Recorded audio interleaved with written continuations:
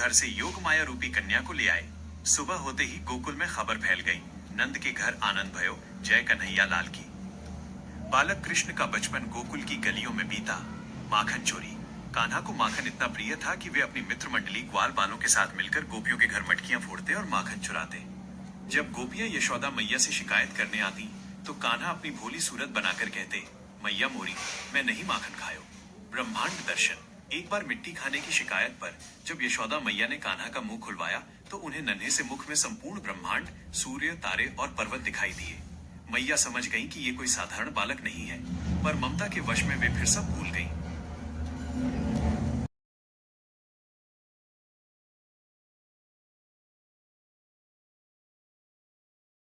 कंस को पता चल गया था कि उसका काल गोकुल में पल रहा है। उसने पूतना, बकासुर और अघासुर जैसे कई राक्षस भेजे, लेकिन नन्हे कान्हा ने खेल खेल में ही उनका उद्धार कर दिया। सबसे रोमांचक घटना थी गोवर्धन पूजा की। गोकुलवासी इंद्रदेव की पूजा करते थे। कृष्ण ने तर्क दिया कि हमें इंद्र की नहीं बल्कि गोवर्धन पर्वत की पूजा करनी चाहिए, जो हमारी गायों को चारा देता है और प्रकृति का रक्षक है। इंद्रदेव क्रोधित हो गए और ब्रज पर प्रलयकारी वर्षा शुरू कर दी। ब्रजवासियों को बचाने के लिए 7 साल के कान्हा ने अपनी कनिष्ठा, सबसे छोटी उंगली पर विशाल गोवर्धन पर्वत को 7 दिनों तक उठाए रखा। अंततः इंद्र का अभिमान टूटा और उन्होंने कृष्ण को गोविंद नाम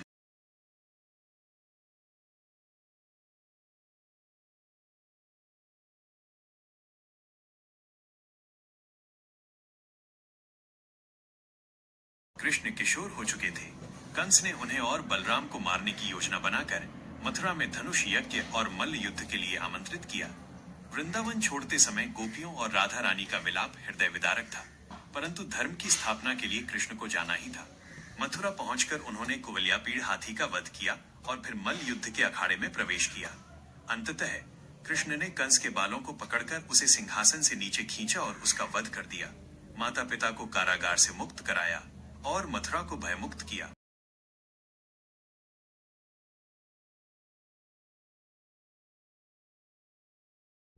जरासंध के बार बार आक्रमणों से मथुरा को बचाने के लिए कृष्ण ने समुद्र के बीच द्वारका नगरी बसाई और रणछोड़ कहलाए। रुक्मिणी, हरण और सुदामा से मित्रता की अद्भुत कहानियां इसी दौर की हैं। फिर आया महाभारत का युग। कुरुक्षेत्र के मैदान में जब अर्जुन अपने ही सगे संबंधियों को सामने देखकर मुंह में फंस गए और गांडीव धनुष रख दिया, तब भगवान श्री कृष्ण ने पार्थ सारथी बनकर श्रीमद् भगवद गीता का ज्ञान दिया। उन्होंने अर्जुन से कहा, कर्मण्येवाधिकारस्ते मां फलेषु कदाचन। कर्म कर, फल की चिंता मत कर। उन्होंने अपना विराट रूप दिखाया और समझाया कि आत्मा अजर अमर है और धर्म के लिए युद्ध करना ही क्षत्रिय का कर्तव्य है। कृष्ण की नीति और मार्गदर्शन से ही पांडवों ने अधर्म पर धर्म की विजय प्राप्त की।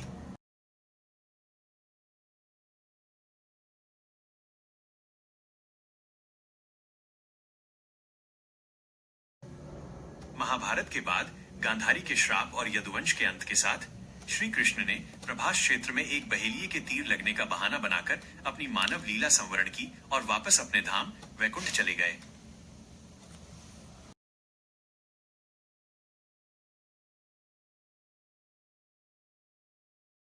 न केवल एक ऐतिहासिक पुरुष या देवता नहीं, बल्कि एक पूर्ण अवतार हैं।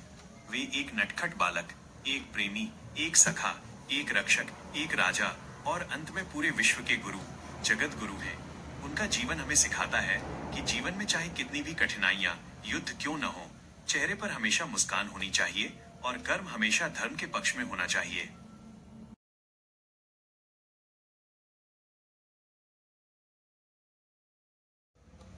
इसमें बातें करने लगे। अरे देखो तो सही, कल तक ललिता के घर अंधेरा था, आज वहां उम्मीद का दिया जल रहा है। किसी को समझ नहीं आया कि बिना माखन, बिना धन के ललिता का घर गोकुल कैसे बन गया। रहस्य केवल वो मुरली जानती थी जो मधु के सिरहाने रखी थी, और वो चोरी जिसकी चर्चा थी।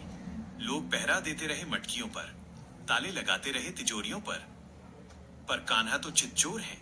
इस बार वो माखन चुराने नहीं आए थे।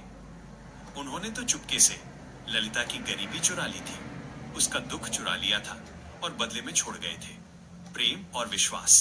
यही तो है मेरे कान्हा की लीला।